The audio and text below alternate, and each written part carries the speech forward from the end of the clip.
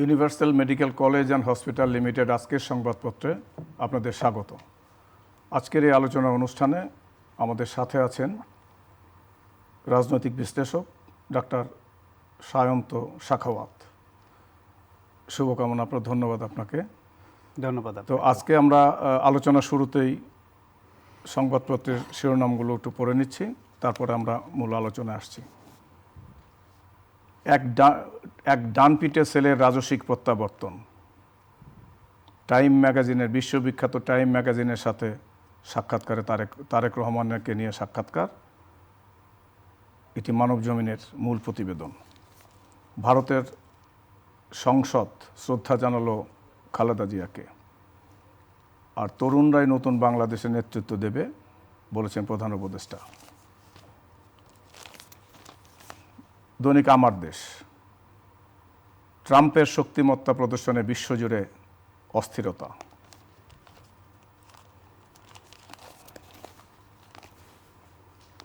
দৈনিক কালবেলা। সাবেক 30 এমপির গাড়ি নিয়ে বিপাকে এনবিআর। খালেদা জিয়ার মৃত্যুতে ভারতের সংসদে শোক প্রস্তাব।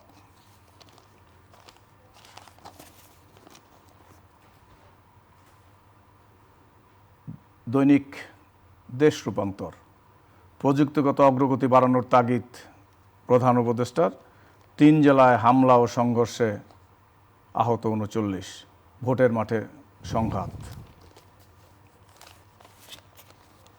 ওই খবরের কাগজ। লুণ্ঠিত অস্ত্র গেল কোথায়? নির্বাচনী মাঠে ভাটছে আতঙ্ক, উৎকণ্ঠা। শেরপুরে জামায়াত নেতা নিহত। তো আজকে সংবাদপত্র কম, তো এই ছিল শিরোনাম। তো এখন মূল আলোচনায়। আপনি প্রথমে, আমার মনে হয় তারেক রহমানের একটা প্রথম সাক্ষাৎকার দিয়েছেন তিনি দেশে আসার পরে, 17 বছর পর দেশে আসার পর প্রথম, এবং বিশ্ববিখ্যাত টাইম ম্যাগাজিনের সাথে তিনি বলেছেন। আপনার আবেগঘন কথা বলেছেন, তার মায়ের কথা নিয়ে কথা বলেছেন, মায়ের কাছ থেকে কী শিখেছেন। তো আশা করি এই ব্যাপারে আপনি একটু। জি, আপনাকে প্রথমেই ধন্যবাদ জানাচ্ছি এবং যারা শুনছেন তাদের সবার জন্য শুভেচ্ছা রইল।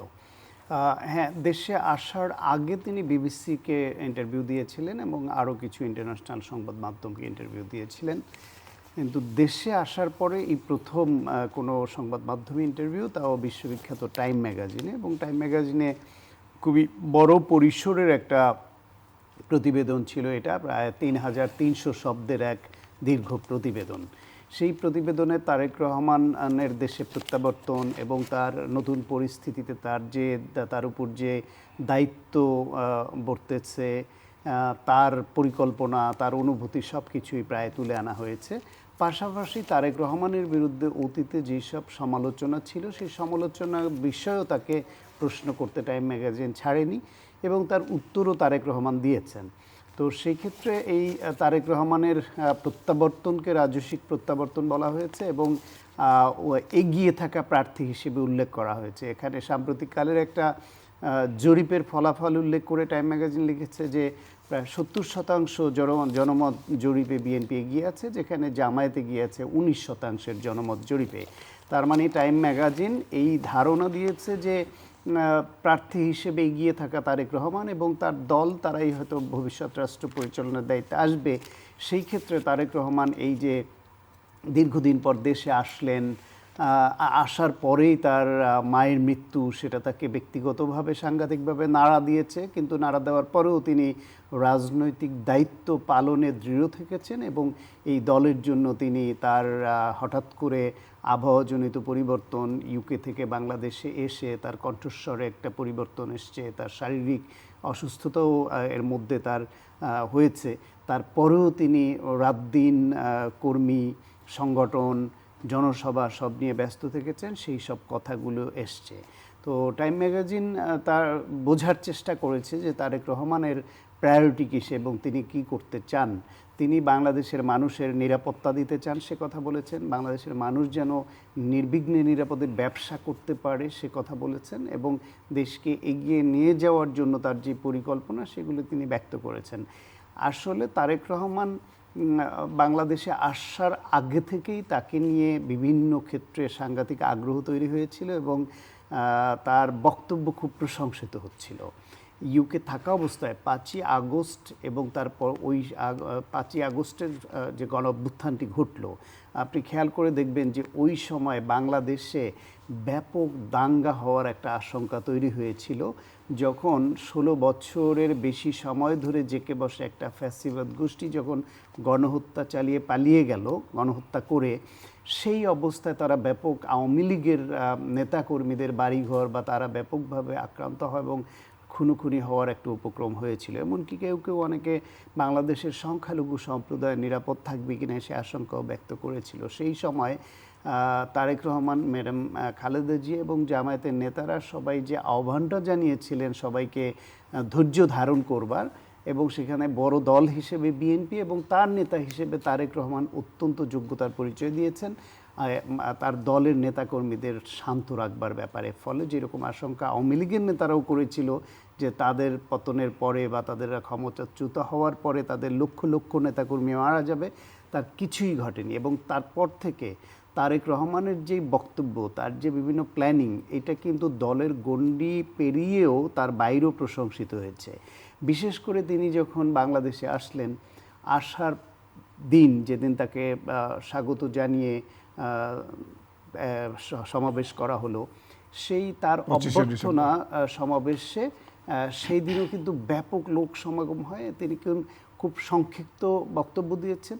সংক্ষিপ্ত বক্তব্যের মধ্যে কোনো প্রতিহিংসা নেই, কোনো বিষোদ্গার নেই, কারো প্রতি কোনো আক্রমণাত্মক কোনো বক্তব্য নেই। তিনি শুধু ঐক্যবদ্ধভাবে দেশকে এগিয়ে নিয়ে যাওয়ার যে সংকল্প ব্যক্ত করলেন এবং সবাইকে ঐক্যবদ্ধ থাকতে বললেন, এইটা সাংঘাতিকভাবে প্রশংসিত হলো।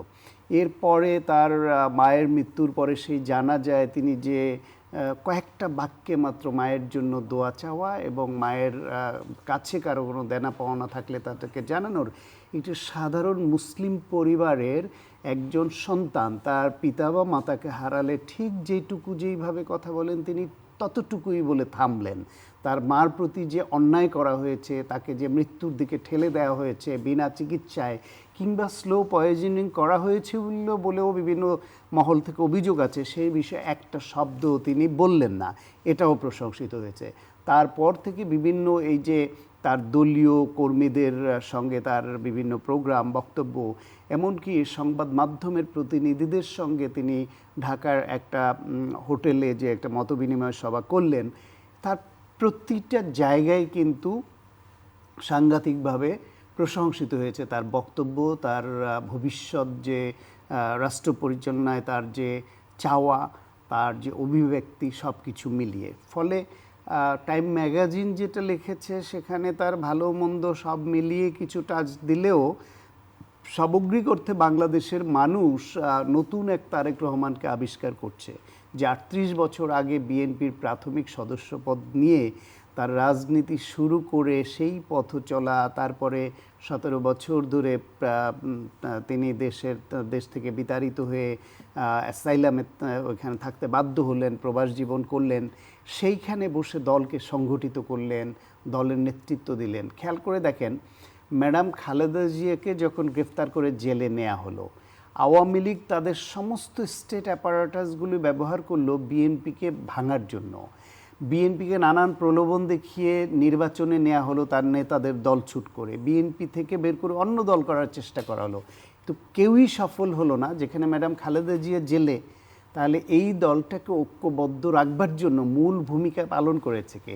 সেটা তো জনাব তারেক রহমান। তিনি ইউকেতে থাকলো, লন্ডনে থাকলো, তৃণমূল পর্যায় পর্যন্ত তার নেতাকর্মীদের সঙ্গে তিনি যে যোগাযোগটা রক্ষা করেছেন, কথা বলেছেন এবং সবাইকে মোটিভেট করে দলকে ঐক্যবদ্ধ রেখেছেন, ভাঙনের হাত থেকে রক্ষা করেছেন, নেতৃত্বকে গতিশীল করেছেন, এটা তার রাজনৈতিক যোগ্যতার পরিচয় বহন করে।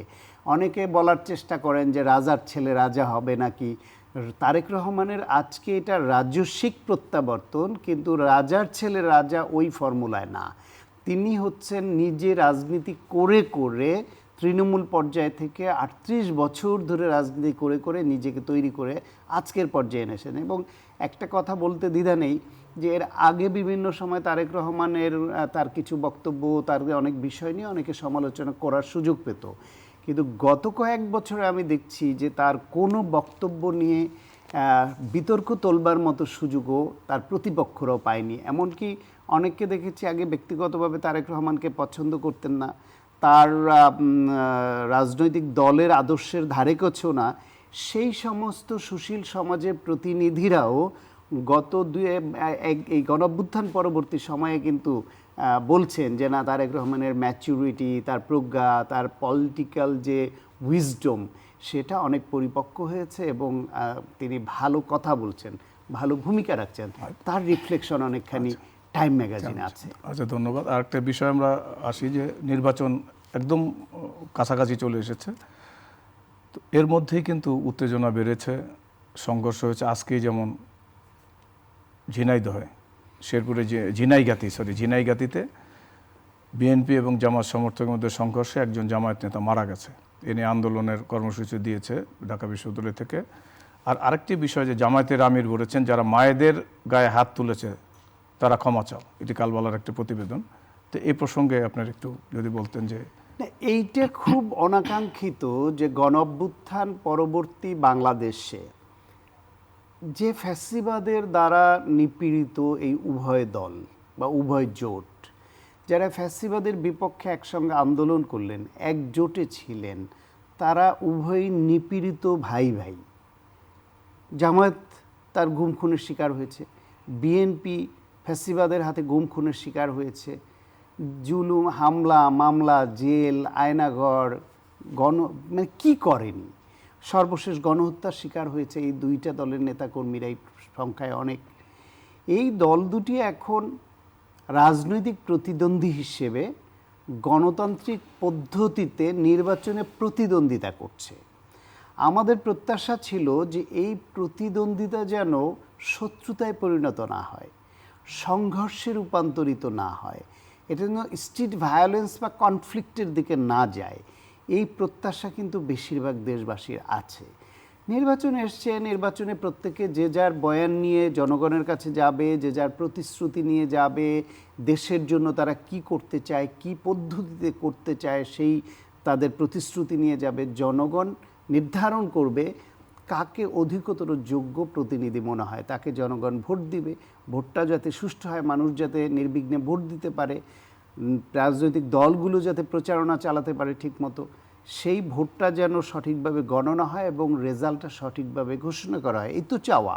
সেই চাওয়ার মধ্যে এইখানে জেতার জন্য মরিয়া হয়ে এই যে মানে সংঘর্ষে লিপ্ত হয় এবং খুনোখুনি হওয়া, সেটা খুবই অনাকাঙ্ক্ষিত। ডক্টর মোহাম্মদ ইউনূস আমাদের প্রধান উপদেষ্টা, তিনি বারবার ঘোষণা দিয়েছেন যে ইতিহাসের সেরা একটি নির্বাচন তিনি উপহার দিতে চান, কিন্তু ইতিহাসের সেরা নির্বাচন উপহার দেবার যে লক্ষণ শুরুতেই স্পষ্ট হতে হয়, সেটি স্পষ্ট করতে পারেননি। আইন শৃঙ্খলা রক্ষাকারী বাহিনী যথেষ্ট পরিমাণে অ্যাক্টিভ হয়নি, সন্ত্রাসীদের গ্রেফতার যথেষ্ট পরিমাণে হয়নি, অস্ত্র উদ্ধারে অভিযান হয়নি, অবৈধ অস্ত্র উদ্ধার হয়নি, আইন শৃঙ্খলা রক্ষাকারী বাহিনীর মধ্যে একটা শিথিলতা, তাদের মনোবল ফিরে আসেনি, আর্মিও যথেষ্ট পরিমাণে অ্যাক্টিভ না এখনও মাঠে। ফলে সব কিছু মিলিয়ে একটা, যেখানে আপনার প্রতিদ্বন্দ্বী গ্রুপগুলোর মধ্যেই, প্রার্থীদের সমর্থকদের মধ্যেই খুনোখুনি হওয়ার মতো পর্যায়ে চলে যায়, সেখানে পতিত ফ্যাসিবাদ যারা ওত পেতে আছে সংঘর্ষ লিপ্ত হয়ে নির্বাচন ভণ্ডুল করবার জন্য, যেখানে তাদের হাতে প্রচুর অবৈধ টাকা আছে, যেখানে তাদের হাতে প্রচুর অবৈধ অস্ত্র আছে, যেখানে গণঅভ্যুত্থানের সময় লুট হয়ে যাওয়া থানার যেই অস্ত্র সেগুলো সব রিকভারি হয় নাই, সেই অবস্থায় তিনি কিভাবে ইতিহাসের সেরা নির্বাচন দেওয়ার স্বপ্ন দেখান আমাদের, সেটিও বোধে আসে না। এটা আরও আগে থেকে আমরা বারবার বলেছি যে এটা আরও অ্যাক্টিভ হওয়া দরকার, আরও প্রোঅ্যাক্টিভ হওয়া দরকার, অভিযান এমনভাবে পরিচালনা করা দরকার আইনশৃঙ্খলা রক্ষাকারী বাহিনীর, যাতে সন্ত্রাসীদের মনে, এমনকি রাজনৈতিক প্রতিদ্বন্দ্বীদের মনেও ভয় ঢোকে যে এইখানে আমি যদি কোনো সন্ত্রাসী কার্যক্রমের আশ্রয় নেই তাহলে রেহাই পাবো না। এই যে রেহাই পাবো না, এই আতঙ্কটা সন্ত্রাসীদের মনে কিংবা যারা স্ট্রিট ভায়োলেন্স করে তাদের মনে তৈরি হওয়া দরকার ছিল, সেটি এই সরকার করতে ব্যর্থ হয়েছে। ফলে রাজনৈতিক দলগুলোর সহিষ্ণুতার যেমন অভাব আছে, যে কোনো উপায়ে জেতার জন্য মরিয়া ভাব আছে, পাশাপাশি সরকারের তরফ থেকে এই যে এই সব কাজ থেকে নিবৃত্ত করবার জন্য যে আতঙ্কটা মনের মধ্যে তৈরি হওয়ার পরিবেশ সৃষ্টির বিষয়টি ছিল সেটি পারেনি। আচ্ছা, মির্জা ফখরুল ইসলাম আলমগীর আজকে তার নির্বাচনী এলাকায় একটি কথা বলেছেন। জুলাই গণঅভ্যুত্থানে ক্ষমতাচ্যুত আওয়ামী লীগের যারা দোষী, যারা বিচারের আওতায় আসবে, তারা ছাড়া যারা নির্দোষ তারা ভোট দিতে পারবে। তো এটি কি ফরম্যাটে, কিভাবে এটা? এটা তো খুব সিম্পল কথা। উনি আসলে এটা বলে হয়তো তাদের আশ্বস্ত করতে চেয়েছেন, যাতে তাদের মধ্যে কোনো কনফিউশন কাজ না করে যে আমরা কি ভোট দিতে পারবো বা ভোট দিতে যাব, যেরকম নানান রকমের ভুল তথ্য ছড়ানো হচ্ছে। দেখেন, বাংলাদেশে আপনার আওয়ামী লীগ এবং বিএনপি দুটো বড় দল। এই দুইটা বড় দলের অ্যাভারেজ বিভিন্ন সময়ে নির্বাচনে ভোট প্রাপ্তির রেশিও দেখলে আপনি বুঝবেন যে মানে অল অ্যান অ্যাভারেজ 30% ভোট এই দুইটা দলের বাক্সে পড়ে বিভিন্ন সময়। আওয়ামী লীগের এরকম 30% ভোট ছিল। তার মধ্যে দীর্ঘদিন ধরে ফ্যাসিবাদী কায়দায় দেশ চালিয়ে তারা জনধিকৃত হয়েছে এবং সমর্থন অনেক কমেছে। কমলে কত হয়েছে? 20%, 15%। তো 15% ভোটারও যদি দেশে আওয়ামী লীগের থাকে, তাহলে 15% মানে কি? 1 কোটিতে 15 লাখ। 15 লাখ। তাহলে আপনার 15% মানে হচ্ছে গিয়ে 1000-150, 1 লক্ষতে 15,000। তো এরকম করে তাদের তাইলে ভোটের সংখ্যাটা কয় কোটি?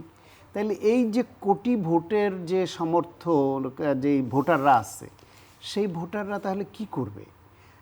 যারা অপরাধী তাদের তো বিচারিক আদালতে বিচার হবে। যারা বিচারিক আদালতে বিচার হবে না কিন্তু জনধিকৃত হবার মতো কাজ করেছেন, তারা তো পলাতক। কিন্তু এর বাইরে সাধারণ সমর্থক যারা, তারা ভোটে আসতে হবে। তো ভোটে না আসলে তো এই নির্বাচনে ভোট কাস্টিং রেট এত কম হবে, সেটিও প্রশ্নবিদ্ধ হবে। সুতরাং তারা ভোটে আসবেন নাগরিক হিসেবে। সেই ক্ষেত্রে আওয়ামী লীগ নির্বাচন করতে পারছে না। তাদেরকে বেছে নিতে হবে যে তারা প্রার্থী হিসেবে কাকে বেছে নিলে বাংলাদেশের গণতান্ত্রিক উত্তরণ সহজ হবে, বাংলাদেশ মুক্তিযুদ্ধের চেতনার থেকে বিচ্যুত হবে না। সেই বিষয়গুলো বিবেচনা করে নিশ্চয়ই তারা প্রার্থী বাছাই করে নেবে, এটা তাদের এখতিয়ার। কিন্তু তাদেরকে সাধারণ সমর্থক যারা, তাদের ভোটে আসা উচিত। এবং সেই উচিতের কথাটা সবাই বলছে, তারা তো নিষিদ্ধ না, মানে ভোটার হিসেবে তো সে নিষিদ্ধ না। আওয়ামী লীগের নিবন্ধন স্থগিত আছে, তাদের মার্কা নাই। সুতরাং তারা দলীয় মার্কা নিয়ে দলটা নির্বাচন করতে পারছে না, কিন্তু তাদের ভোটারদের নাগরিক অধিকার প্রয়োগে তো কোনো বাধা নাই। সুতরাং যারা নাগরিক অধিকার প্রয়োগ করবার মতো অবস্থায় আছেন, তারা তাদের নাগরিক অধিকার প্রয়োগ তো অবশ্যই করবেন। এটা খুবই নর্মাল, না বললেও চলতো। কিন্তু যেহেতু এটা নিয়ে একটা ভুল বুঝাবুঝি আছে, আতঙ্ক আছে, সে কারণে হয়তো বিএনপি মহাসচিব তাদের মনে করিয়ে দিয়েছেন যে যারা অপরাধ করেনি, অপরাধ করেছে তাদেররা বিচারের আওতায় আসবে, আর বাকিরা সবাই তারা ভোট দিতে পারবেন। আমি তো বলবো ভোট দিতে পারবেন না বলে বলা উচিত।